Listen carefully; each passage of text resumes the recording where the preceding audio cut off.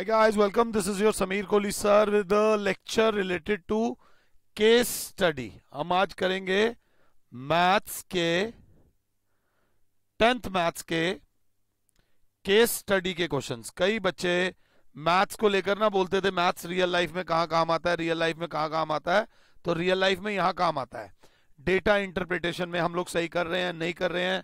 ये टेंट लगा हुआ है तो इसका एरिया कितना होगा, ये पेड़ गिर गया तो इसकी लेंथ बिना उसको इंची टेप लेकर नाप के, कोई भी बड़ी बिल्डिंग है उसकी लेंथ नापना, ये सब बेसिक रियल लाइफ से रिलेटेड जो क्वेश्चन है। मेरे को जो सैलरी मिल रही है, मैं जो कमा रहा हूँ, मेरी एवरेज क्या है, क्या मैं सही कमा रहा हूँ, नहीं कमा रहा हूँ, इन सब में केस स्टडी से रिलेटेड क्वेश्चंस आएंगे।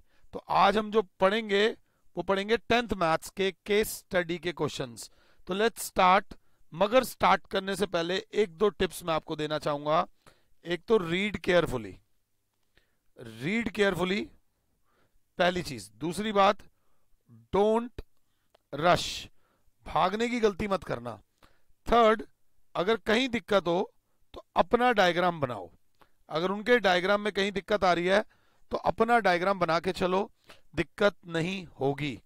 जैसे कि पहला क्वेश्चन, पहले क्वेश्चन को आराम से, चाहो तो मुझे 1-2 मिनट के लिए पॉज कर दो, आप मुझे 1-2 मिनट के लिए पॉज कर दो और पहला क्वेश्चन एक बार खुद से ट्राई करो, खुद ट्राई करो, खुद बाहर निकलो, अच्छा लगेगा। पहला क्वेश्चन बोलता है, students of a school are standing in rows and columns in their playground for a drill practice. A B C and D are the 4 positions of the 4 students shown in the figure. Answer the following questions. ध्यान से देखना, वो कह रहा है, is it possible to place Jaspal in the drill in such a way that he is equidistant from student A B C and D. ये A की position है, ये बी की पोजीशन है, ये सी की पोजीशन है, ये डी की पोजीशन है। ध्यान से देखते हैं, हमें नहीं समझ आ रहा। और what would be the position coordinates of Jaspal, कि कोई ऐसा पॉइंट है जहां से जसपाल सबसे इक्विडिस्टेंट हो। पहली बात, what kind of figure will you get if you join A B C and D.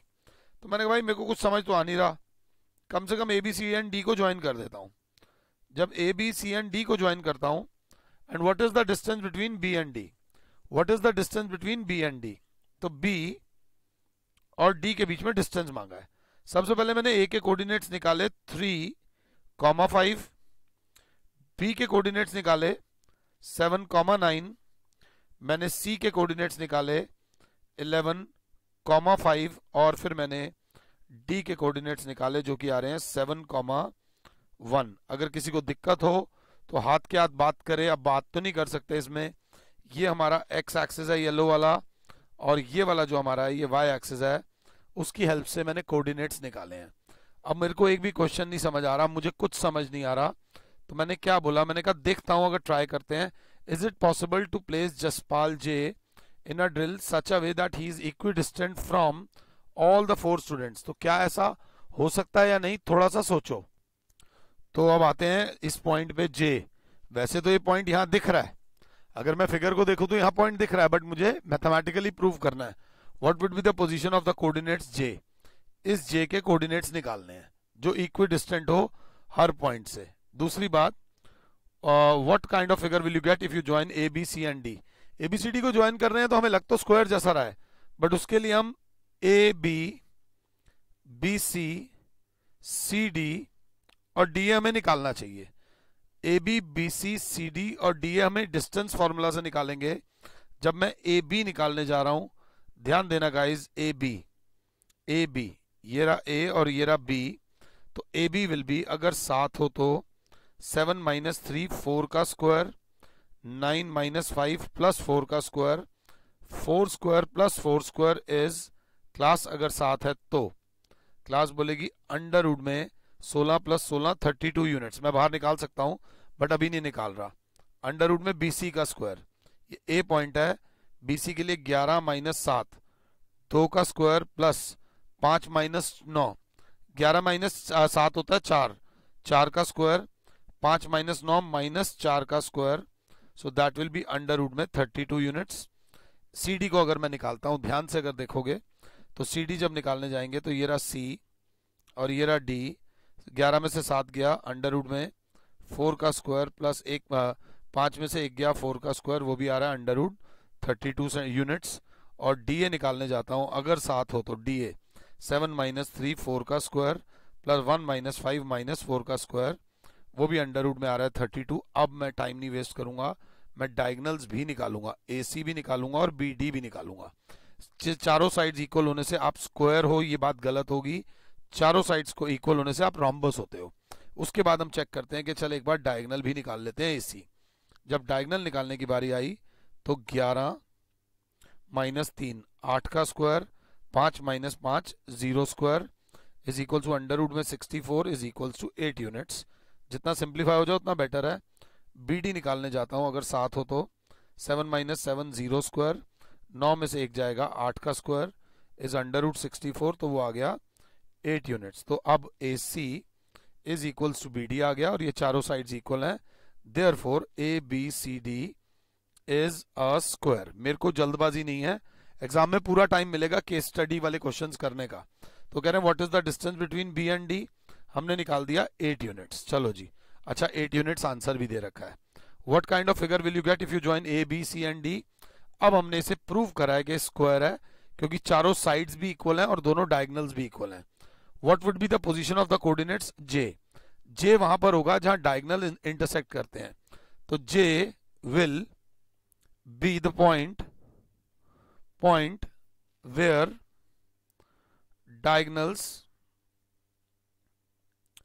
bisect each other, that is mid point of AC और BD।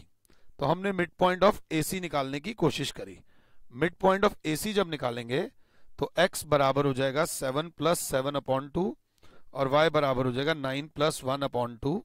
14/2 x की वैल्यू आ जाएगी 7, y की वैल्यू आ जाएगी 2, ये आ जाएगी 5। तो कोऑर्डिनेट्स ऑफ J हो गए 7,5। 7,5 will be the coordinates of J and the answer is yes, because diagonals एक तो स्क्वायर के इक्वल होते हैं और उसे बाइसेक्ट भी करते हैं, इसलिए JA बराबर होगा JD बराबर होगा JC बराबर होगा JB।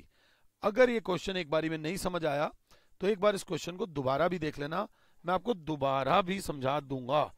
ये करने के बाद आता है क्वेश्चन नंबर 2। लाइफ में कुछ भी हो एक बात याद रख लेना, कीप मूविंग। अगर कोई क्वेश्चन ना समझ आए तो अगले क्वेश्चन पे आ जाओ, कोई दिक्कत नहीं है। अगर एक क्वेश्चन नहीं समझ आ रहा तो come on to the next question, but इसको समझने की कोशिश करते हैं। Class 10th student appeared for a test and marks obtained are formulated in the table as follows out of 80। 0 to 10 आए 8 बच्चों के, 10 से 20 आए 12 बच्चों के, 20 से 30 आए 20 बच्चों के, 30 से 40 आए 30 बच्चों के, 40 से 50 आए 10 बच्चों के, 50 से 60 आए 10 बच्चों के। 0 से 10 में 10 इंक्लूडेड नहीं होता, 10 से 20 में 20 इंक्लूडेड नहीं होता अगर 7 हो तो। How many students secured less than 40 marks, 40 से कम मार्क्स कितने बच्चों के आए। तो 40 से कम मार्क्स आए, 30 से 40 में 40 नहीं होता, 40 से कम में 30 से 40 वाले भी आएंगे, 20 से 30 वाले भी आएंगे, 0 से 10 से 20 वाले, 40 से कम कितने बच्चों के आए। इसमें आपको अपना रियल लाइफ दिमाग लगाना पड़ेगा। तो 30 प्लस 20 50 और 12 62 और 8 70। So the correct answer is 70। इस टॉपिक को बोलते हैं डेटा इंटरप्रिटेशन। ये जब आप गवर्नमेंट स्कूल की एग्जाम्स की तैयारी, गवर्नमेंट एग्जाम्स की तैयारी करोगे वहां ये चीज बहुत काम आने वाली है। इस चीज को बोलते हैं डेटा इंटरप्रिटेशन। आराम से, what will be the upper limit of model class. Model class होती है जिसकी मैक्सिमम फ्रीक्वेंसी होती है, अगर कंसेप्ट याद हो, मैक्सिमम फ्रीक्वेंसी आ रही है 30 to 40 की, इसकी अपर लिमिट बोली है। तो 30 to 40 की अपर लिमिट जो होती है वो 40 होती है। अच्छा, नीचे आंसर दिया भी हुआ है, हमें नीचे से कोई मतलब नहीं। The upper limit of median class. अब थोड़ा सा मूड खराब होगा, मीडियन क्लास की बात हुई है तो थोड़ा एफर्ट ज्यादा लग जाएंगे। हम CF निकालेंगे, 8 और 12 20 और 20 40 और 30 70 और 10 80 और 10 90। तो टोटल टर्म्स आ गई 90। मीडियन क्लास आती है n/2, 90/2 इज 45। अब ये देखो 45th टर्म कहां होगी। 45th टर्म शुरू की 8 टर्म्स यहां पर हैं, 9 से 20 तक यहाँ पर हैं, 21 से 40 तक यहाँ पर हैं, 41 से 70 यहाँ पर हैं, तो यही हमारी मीडियन क्लास होगी, क्योंकि 45th टर्म जो होगी वो 30 to 40 में आएगी। तो वो बोल रहे हैं what the upper limit of median class is, the upper limit of median class is also 40। If I am not wrong, बिल्कुल ठीक आ रहा है। अगला, cumulative frequency table is constructed to determine. अब हमने क्यूमुलेटिव फ्रीक्वेंसी टेबल बनाया तो है ही, वो कह रहा है cumulative frequency table is constructed to determine, क्या निकालने के लिए होता है? क्यूमुलेटिव टेबल को बनाया जाता है मीडियन निकालने के लिए। तो cumulative table is constructed to determine median. Simple सी बात थी, आराम से। Now let's keep moving, let's move on to the next question. Question number 3। आराम से 1 मिनट के लिए मुझे पॉज करो, मैं नहीं कह रहा कम टाइम के लिए, 1 मिनट के लिए मुझे पॉज करो और क्वेश्चन नंबर 3 को एक बार खुद से करो, देखो कहां पहुंचते हो। वो कह रहा है from the top of a building the girl is observing a point on the ground as shown in the figure. ये रही गर्ल, ये गर्ल के बाल बनाए हुए हैं, एंगल ऑफ डिप्रेशन, ठीक है जी, एन ऑब्जेक्ट, हाँ जी, as shown in the dash is the line drawn from the eye of the observer to the point in the object of the viewer. ये वाली जो है इसे लाइन ऑफ साइट बोलते हैं, इस लाइन को क्या बोलते हैं? Line of site. If I am not wrong, the dash is the line drawn from the eye of an observer to the point in the object viewed by the observer। इस line को बोलते हैं line of sight, इस line को बोलेंगे line of sight अगर साथ हो तो। Second, dash is used to find the height और लेंथ ऑफ एन ऑब्जेक्ट और distance between two distinct object. What is used, क्या निकाला जाता है? ध्यान से, अगर क्लास ध्यान से, dash is used to find the height और लेंथ ऑफ द ऑब्जेक्ट और distance between two distinct object. Dash, dash is क्या? डैश इज, इस डैश में आप angle of depression, angle of incidence, वो एंगल ऑफ एलिवेशन और depression, इस case में जो डायग्राम दे रखा है, अगर आप सिर्फ डिप्रेशन भी लिख दोगे तो भी चलेगा। Angle of depression is used to find the height, length of an object और a distance between two objects, ये याद रख लेना। In the figure, the angles of depression from the observing two position O1 and O2, O1 and O2, ये O1 है, O1 ये है, और O2 से एंगल ऑफ डिप्रेशन बताना है। एंगल ऑफ डिप्रेशन के लिए हमें हॉरिजॉन्टल लाइन बनानी पड़ती है। ये 60 दे रखा है तो ये वाला हो जाएगा 30, और अगर ध्यान से देख रहे हो ये पूरा 45 दे रखा है, ये 90 है, ये 45 होगा, तो जब हॉरिजॉन्टल लाइन बनाएंगे तो ये भी 45 हो जाएगा। तो एंगल ऑफ डिप्रेशन जो आएंगे, एक आएगा 30 और एक आएगा 45, तो एक 30 डिग्री एंड 45 डिग्री, ये आपका आंसर है। ध्यान से देख लेना, बहुत इंपॉर्टेंट है, अगर साथ हो तो। प्यारा क्वेश्चन था ये। इस क्वेश्चन की फिगर थोड़ी सी कंफ्यूजिंग थी। अगला, at some time of the day the length of the shadow of a building is equals to the height the sun's altitude is. ये बिल्डिंग है, ये उसकी शैडो है, ये बिल्डिंग को ले लो B, शैडो को ले लो S, ये 90, सन्स ऑल्टीट्यूड, सन्स ऑल्टीट्यूड मतलब सन की वजह से शैडो बनती है। हमें क्या गिवन है? B is equals to S। To find क्या करना है? टू फाइंड क्या करना है? Theta, sun's elevation. ये ट्राइंगल ले लो PQR, तो मैंने क्या करा? PQ upon QR perpendicular upon base करा, तो वो बराबर होता है tan theta. tan theta is equals to B upon S, या फिर tan theta is equals to B upon S की जगह भी लिखेंगे B से B cancel, because shadow is equals to B। अब tan theta is equals to 1 है, तो tan थीटा 1 कब होता है? tan theta is 1 at theta is equals to 45 degree, तो theta is equals to 45 degree. तो your sun's angle of elevation, वैसे तो ओरली कई बच्चों ने बता दिया होगा, angle of elevation is 45 degree. इस सेशन का फायदा तभी उठाओगे जब मेरी हर बात मानोगे इस सेशन में। अब जैसे कि अगला क्वेश्चन, ये क्वेश्चन खतरनाक है, इस क्वेश्चन को आराम से पढ़ो ना, टाइम तो दो, 1 मिनट 1.5 मिनट दो तो सही अपने आप को, फिर देखो तुम कैसा रिस्पॉन्ड करते हो। एक बार ट्राई करो। क्या कह रहा है? Sprints events in the track fields are usually consisting of 100 metre, 200 metre and 400 metre race. अब उन बच्चों को दिक्कत होगी जिन्होंने स्पोर्ट्स एक्टिविटी में कभी पार्टिसिपेट ही नहीं करा। कोई रेस होती है 100 मीटर की, कोई होती है 200 मीटर की, कोई होती है 400 मीटर की, ठीक है जी। दो 60 metre dashes are also held on occasion, 60 metre के भी डैशेस होते हैं कि कौन तेज भागेगा। These races are largely based on upon athlete's ability to accelerate to his or her maximum speed in the quickest possible of time। कौन सा athlete कौन सी उसमें अपनी स्पीड सबसे ज्यादा बढ़ा सकता है, परफॉर्मेंस बेटर कर सकता है वो। Girish wants to participate in 200 meter sprint, okay जी। He can currently run the distance in 45 seconds, but he wants to do that in under 30 seconds. With each day of practice, it takes him 2 seconds less। हर दिन practice करके उसको 2-2 second कम होता जा रहा है। मतलब पहले दिन अगर 45 सेकंड में वो कर पा रहा था पूरा, तो दूसरे दिन वो 43 सेकंड्स में कर पा रहा है, उससे अगले दिन वो 41 सेकंड्स में कर पा रहा है। Respond to the above situation by answering which of the following forms an AP of the above given situation. तो हमने एपी देखा, इसमें 2-2 सेकंड वो कम कर पा रहा है, 45, 43, 41। हमने अपना एपी बना दिया। Option C is the correct answer, अगर मैं समझा पाया हूं तो। What is the maximum minimum number of days he needs to practise until his goal is accomplished. मतलब मिनिमम नंबर ऑफ डेज, कम से कम कितने दिन प्रैक्टिस करनी पड़ेगी ताकि 30 सेकंड तक उसकी परफॉर्मेंस आ जाए। मतलब A N has to be less than equal to 30। जो टर्म आ रही है डॉट डॉट डॉट डॉट, उसे 30 तक पहुंचना है, उसको 30 सेकंड के अंदर, 30 सेकंड से कम में करना है। ध्यान देना, A N is not 30, A N is less than 30। 30 second, अगर आप 30 लेते हो तो वो डेसिमल में आएगा। 30 से 30 सेकंड तक जाने में कितने दिन लगेंगे, तो देखते हैं। ए एन बराबर होता है A plus N minus 1d is less than equal to 30। उसे 30 सेकंड तक पहुंचना है, 30 या 30 से कम।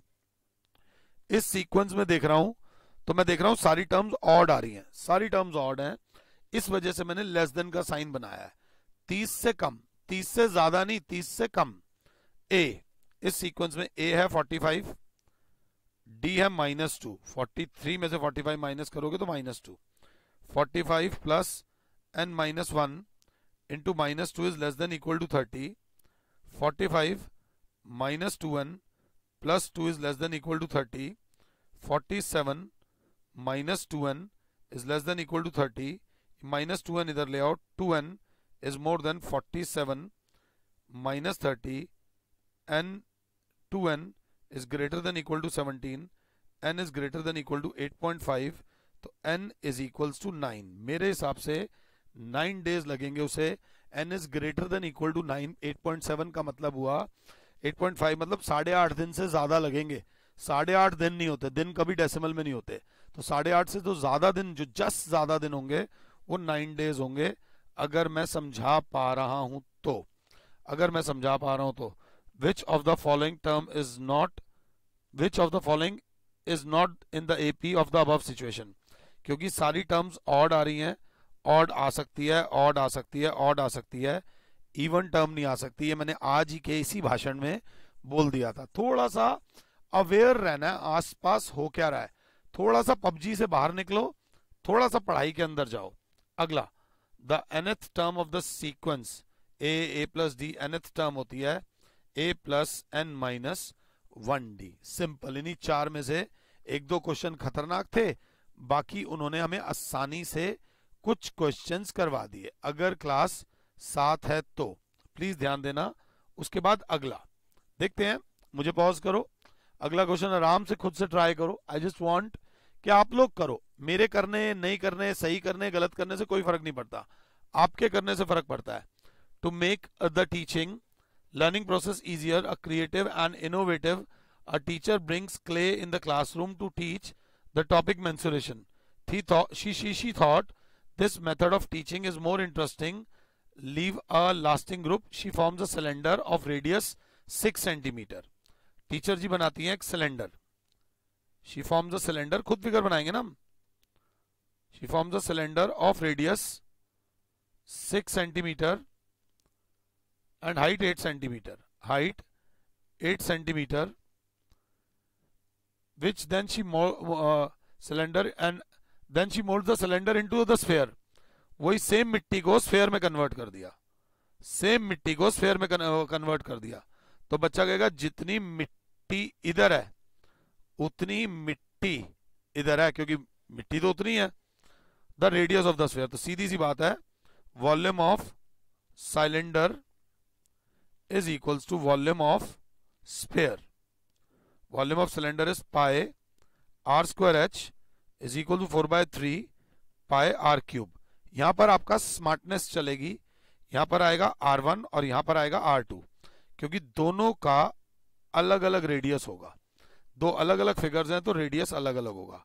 पाई से पाई चला गया, R1 6 into 6 into 8 is equals to 4/3 into R2 का क्यूब। 4 1 जा 4 2 जा, उधर ले जाओ, 6 into 6 into 2 into 3 is equals to R2 का क्यूब। R2 का cube is equals to 6 into 6 into 6। R2 का क्यूब इज इक्वल्स टू 6 का क्यूब, तो R2 will be 6 centimetre. R2 will be 6 centimetre. आप देख लो, 2 स्टेप में राजा खत्म। ध्यान से, the volume of the sphere formed, उस अब जो स्फेयर आया 4/3 पाई आर क्यूब डालो, 4/3 पाई की वैल्यू 22/7 इंटू 6 इंटू 6 इंटू 6, 3 1 जा 3 2 जा, सिंपल सी बात है, 4 2 जा 8 इंटू 22 इंटू 36, 6 6 जा 36 होता है, होल डिवाइडेड बाय 7। अब अगर चाहते हो तो हम भी कैलकुलेटर का, मैं तो कैलकुलेटर का प्रयोग कर रहा हूं, आप लोग कैलकुलेटर का प्रयोग मत कीजिएगा। मैं इसलिए कर रहा हूं, लाइव क्लास में अगर एक बार कैलकुलेशन गलत हो गई कहीं तो वो हमेशा रह जाती है। Into 36 divided by 7 is equals to 905 point something आ रहा है, 905 पॉइंट समथिंग आ रहा है, इनका 904 आ रहा है। ध्यान देंगे एक बार दोबारा। 4 2 जा 8, 8 into 22, 8 into 22 into 36, 36 divided by 7 is equal to 905.14 आ रहा है। 905.14 के आसपास तो ये ऑप्शन आ रही है, सेकंड वाले की ऑप्शन ही आ रही है सी। आसपास मेरा 905 पॉइंट समथिंग आ रहा है, उनका 904 पॉइंट समथिंग आ रहा है, तो चलो ये भी एक चीज सीख ली। तो जो क्लोजेस्ट आंसर होगा वहां जाना। 90999 दूर का आंसर है, 902 दूर का आंसर है, पास का आंसर जो है वो 904 है। और ऐसे केस में तो आपको मार्क्स मिलेंगे, अच्छे मार्क्स मिल जाएंगे, इसमें टेंशन मत लेना। रेडियस ऑफ द स्फेयर आया 6, भूल मत जाना, क्योंकि अगले पार्ट में यही चीज काम आनी है। अगला पार्ट पढ़ो, what is the ratio of volume of the sphere to volume of the cylinder. दोनों के वॉल्यूम की रेशियो। अरे भैया, जब दोनों का वॉल्यूम इक्वल है, जब दोनों का वॉल्यूम इक्वल है, इस फिगर को करने की भी जरूरत नहीं है, दोनों का वॉल्यूम इक्वल है भाई। सेम मिट्टी, तू किस मिट्टी से बना है? सेम मिट्टी से। वॉल्यूम ऑफ सिलेंडर बराबर है वॉल्यूम ऑफ स्फेयर के। So this implies volume of cylinder upon volume of sphere is equals to 1। तो volume of cylinder ratio volume of sphere is equals to 1:1।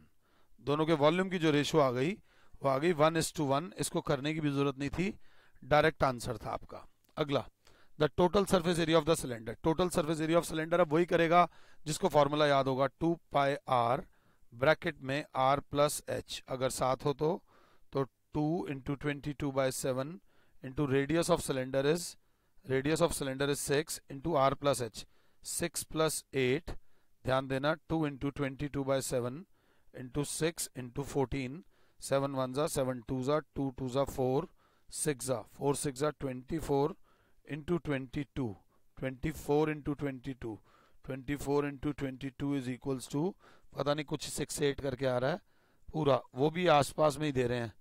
ये क्या हो रहा है भैया? इनके आंसर्स क्यों नहीं सही आ रहे भैया? हमारे आंसर तो बिल्कुल सही आ रहे हैं। The total surface area of cylinder, ये तो बड़ा गलत कर रहे हैं। हमारा आंसर बिल्कुल सही आना चाहिए। 44 इंटू 20, 44 इंटू 6 या 44 into 12, 44 into 12 is equals to, मेरा 528 आ रहा है। 528 के आसपास जो आंसर आ रहा है वही आ रहा है। तो देखो, शायद उनकी ये टैक्टिकल मूव हो, बट इसका आंसर पूरा और प्रॉपर आ रहा है। आप खुद भी कैलकुलेट करके चेक कर लेना, आपको आइडिया लग जाएगा वैल्यू बेस्ड का।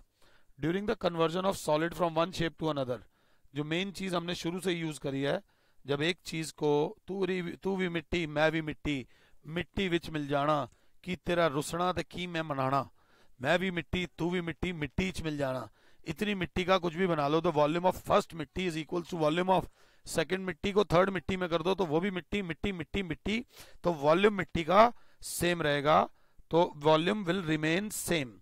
Option C is the right answer. I hope कि मैं आपको ये समझा पा रहा हूं। बट जिंदगी में कभी भी ना गलत बात बोलो, जानते बूझते मत बोलना।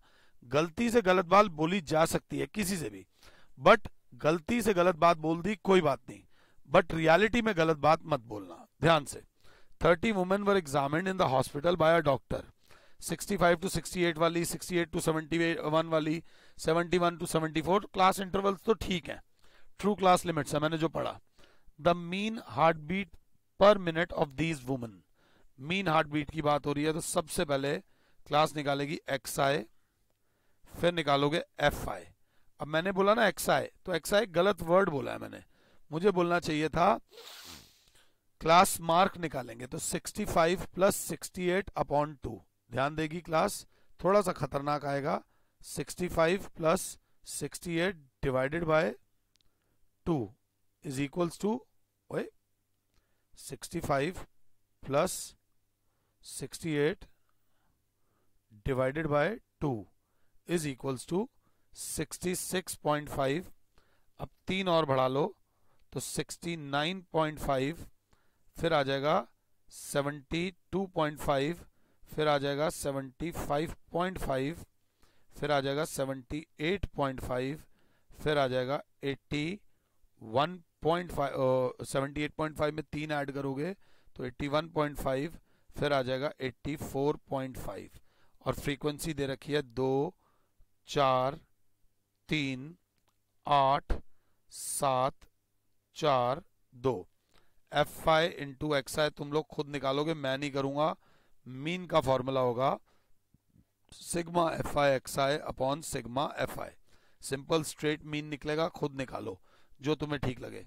The model class of the given data, model class जो होती है जिसकी सबसे ज्यादा फ्रीक्वेंसी है वो 8 है, तो मॉडल क्लास इज 74 से 77, ऑप्शन ए।